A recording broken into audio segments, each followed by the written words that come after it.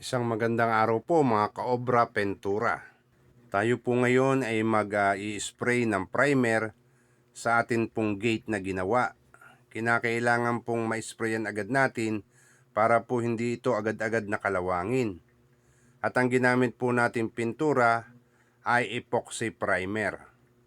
At sa atin pong pagtitimpla ng primer, kinakailangan po yung malabnaw upang hindi po ito bumara sa ating pong spray gun. Kinakailangan po itong lagyan po natin ng lacquer thinner. Ganon din po nung catalyst upang mabilis po itong matuyo. So alalay lang po sa pagbubuga ng ating spray gun, wag pong masyadong malakas ang hangin sapagkat baka po ito ay kumayat. Ito po ay binuguhan ko na po kanina ng lacquer bago po natin pinatungan ng primer.